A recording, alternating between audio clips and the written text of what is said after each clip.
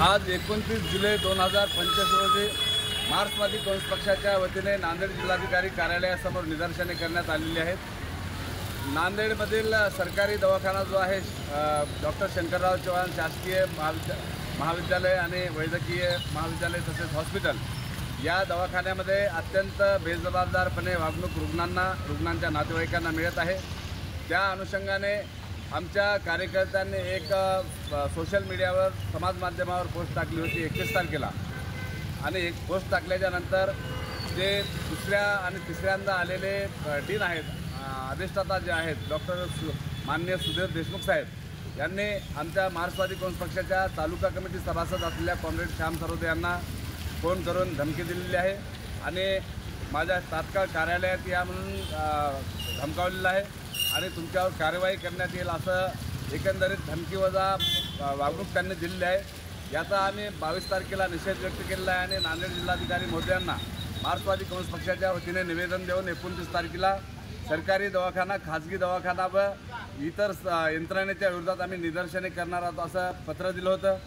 माननीय RDC किरण आंबेकर साहेबांनी तातडीनं दखल घेत 24 तारखेला एक पत्र काढलं आणि अधिष्ठाता सुधीर देशमुख यांना ते पत्र पाठवलेलं आहे आणि त्यांनी त्या पत्रात लिहिलेलं आहे की मार्क्सवादी काँग्रेस पक्षाच्या कार्यकर्त्यांना भेटून त्यांचं समाधान करावं आणि त्यावर चर्चा करून प्रकरण निकाली काढावं, निदर्शने होऊ नयेत यासाठी दक्षता घ्यावी। परंतु मुजोर असलेल्या सरकारी दवाखान्याच्या प्रशासनानं त्या पत्राकडे जिल्हाधिकारी कार्यालयाच्या पत्राकडे दुर्लक्ष केलेलं आहे।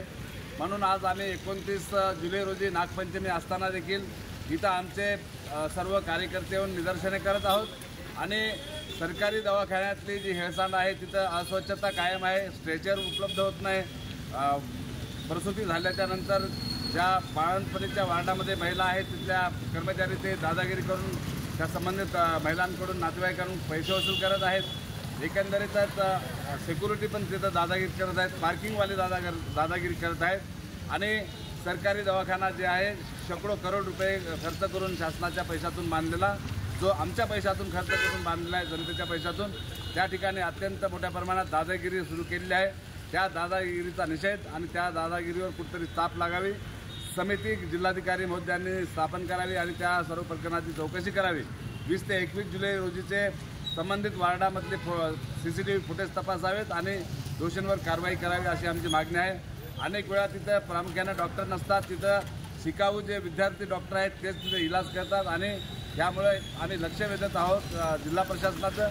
खाजगी दवाखान्यामध्ये देखील अत्यंत दादागिरी चालू आहे, भरमसाठ बिलं वसूल करण्यात येत आहेत आणि वैद्यकीय क्षेत्रामधलं नॉलेज सामान्य लोकांना नसल्यामुळं ते कुठं आपला रुग्ण दवाखान्यात असल्यामुळं कुठं तक्रार करत नाहीत। यामुळं आमची मागणी आहे जिल्हाधिकारी महोदयांनी एक समिती गठीत करावी आणि त्यांच्या नेतृत्वाखाली त्यांच्या प्रमुख उपस्थितीमध्ये किमान महिन्याला किंवा 3 महिन्याला एक बैठक घ्यावी सर्व दवाखान्यांची, त्यामध्ये सरकारी आणि खाजगी नोंदीत सर्व दवाखाने असावेत आणि उपाययोजना कराव्यात अशी मागणी आहे। भविष्यामध्ये या सुधारणा जर झाल्या नाही तर आम्ही विष्णुपुरीच्या दवाखान्यासमोर डॉक्टर डीन साहेबांच्या कक्षासमोर आम्ही मार्क्सवादी काँग्रेस पक्षाच्या वतीनं यापेक्षाही तीव्र आंदोलन करणार आहोत। धन्यवाद। इन्कलाब जिंदाबाद, जय भीम, लाल सलाम।